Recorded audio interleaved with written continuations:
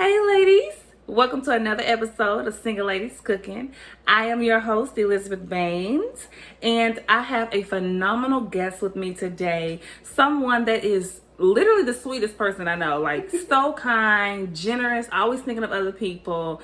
She is an artist, okay? She can make anything out of anything.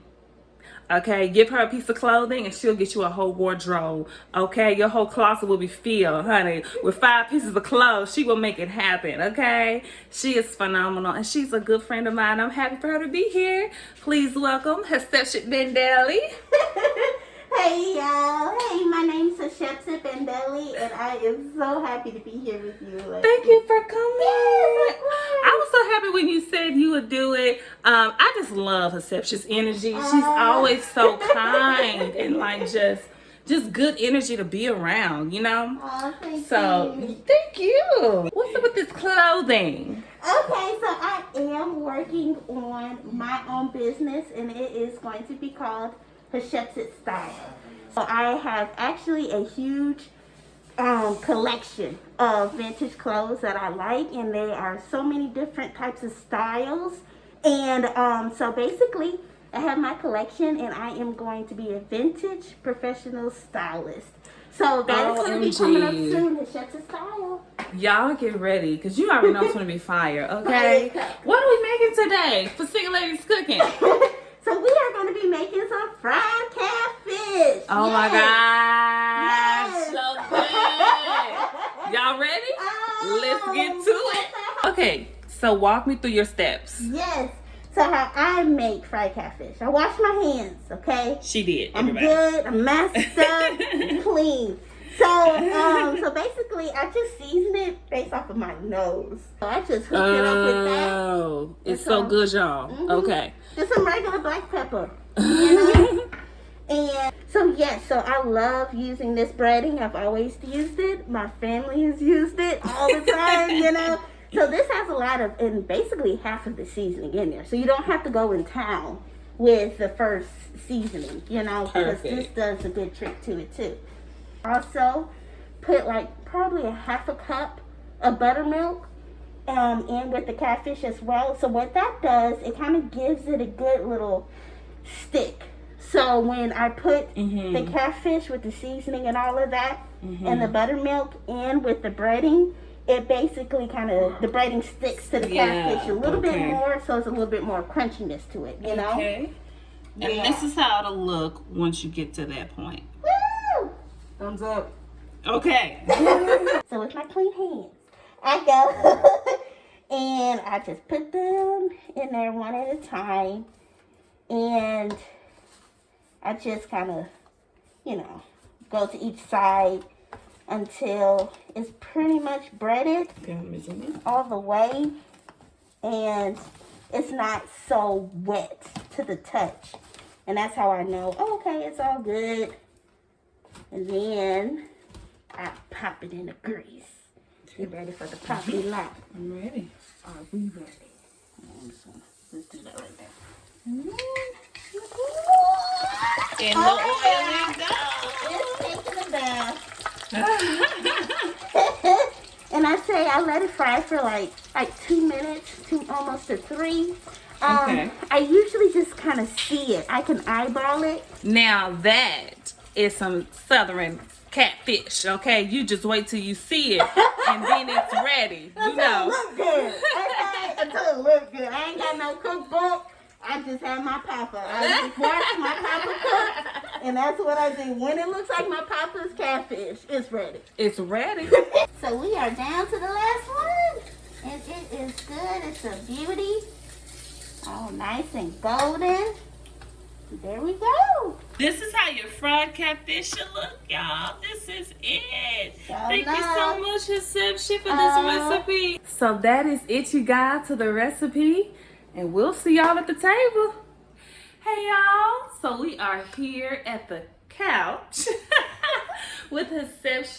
And I have the delicious fried catfish, honey. Okay, get your light. I got a little tartar sauce over there, honey. Get your light. Got a little hot sauce on here, because you know I'm gonna tear this up, honey. Okay, now, reception. Yes, ma'am. First, let me thank you for this fish. Did it with love, girl. Oh, girl. Because, see, I'm about to get into this. Okay, you just wait 1 second. All right, y'all. Here we go. Uh-oh.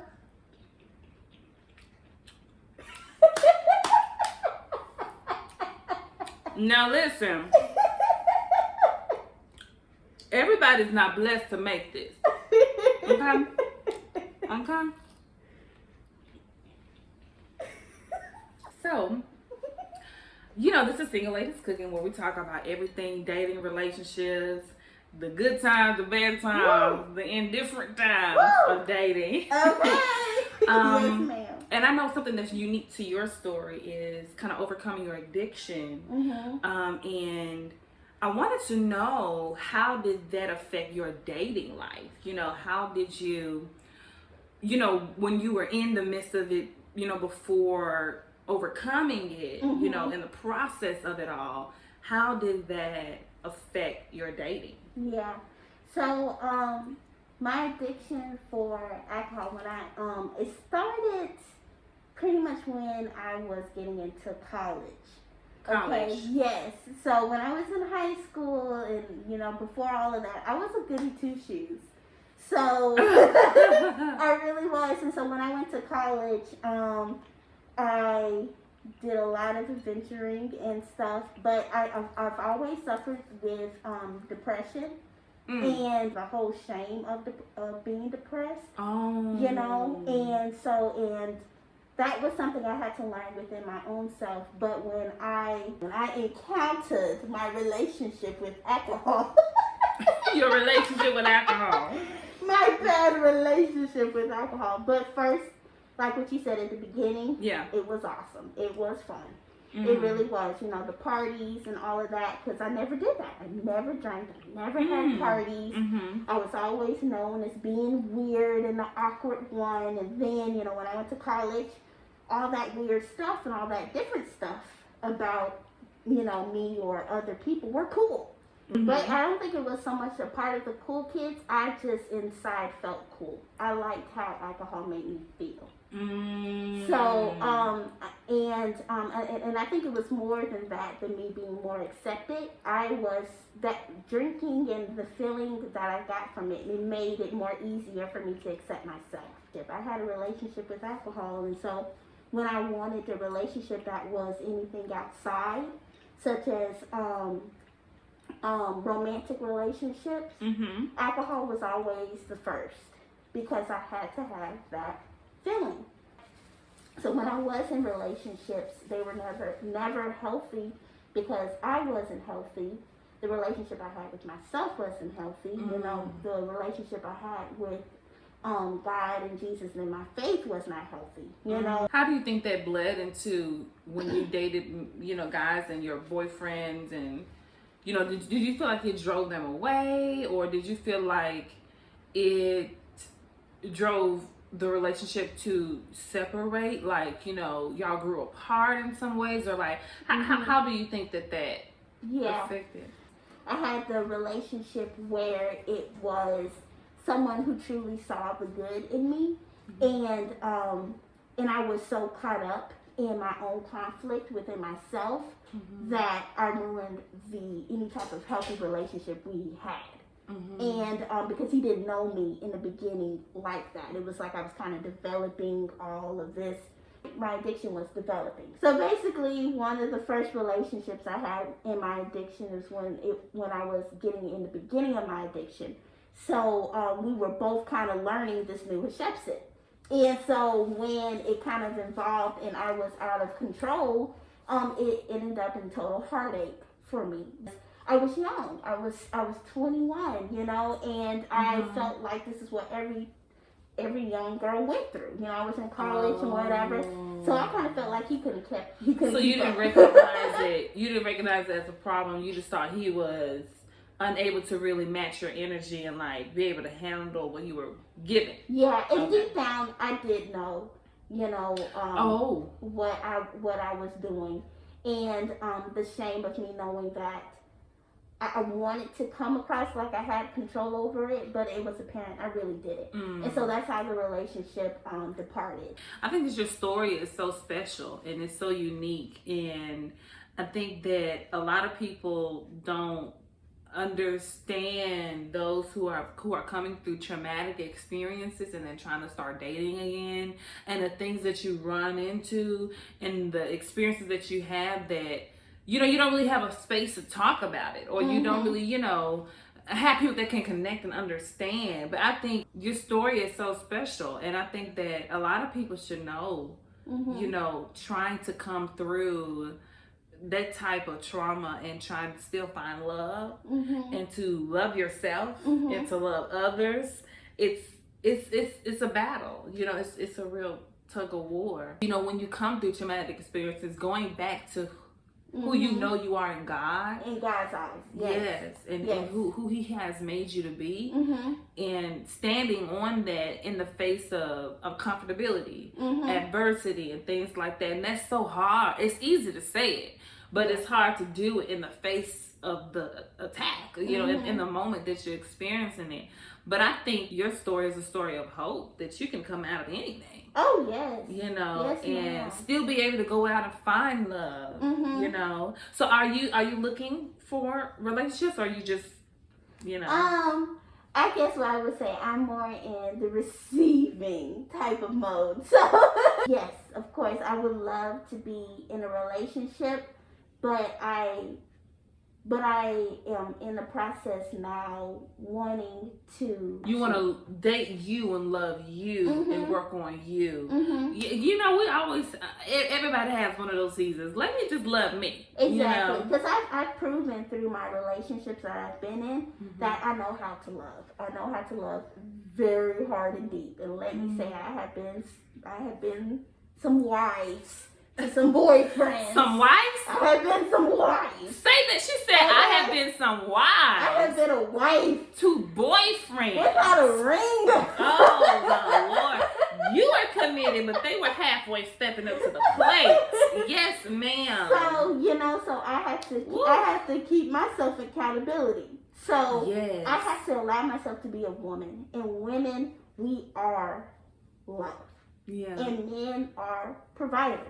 Yeah. So I have to allow that to be. Yeah. I have to love myself. And for me to embody that, because if I can't do that, how am I going to do that for a husband and a family? Right. So I have to be an example of that. Yeah. So, and it's so interesting because when I do get sad and when I do get depressed, I have to go back and think about everything that I have been victorious on. Yeah. If God could get me through all that I have been through, who am I to question that He is not there or he's running too late? Come on. So who am I? So I know, girl. I know He's there.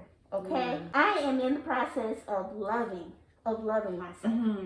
Okay. And doing the next thing that I know that would bring more connection with myself. I'm in the process of loving me, of doing certain things that I have put in, and say, oh, I'll do this later, or I need to do this for this person, or that's too selfish if I do that. So I'm in the motion of doing things that bring me joy. And so through that process, He's gonna come around, and He's gonna be there, girl, when I'm doing my own thing and I'm loving on myself. And I'm loving on other people, and I'm going to turn around, and there it goes, girl. And you know what? That's usually how it happens. And then what else, too? And every single time when you pray for something, and you leave it. Yeah. And when it comes, intuition, girl, literally, you get exactly what you asked for, and it's always better. So, the Bible says they that wait on the Lord. Come on. Yes. Well, thank you so much for being here. This has been amazing. I hope you guys have enjoyed this as much as I have. I'm learning so many new things throughout this show and doing different things with different people who have different stories and different backgrounds. So thank you for being here today. I love you always. And that is all for today, ladies. So I will see y'all next week. Bye. Thank you.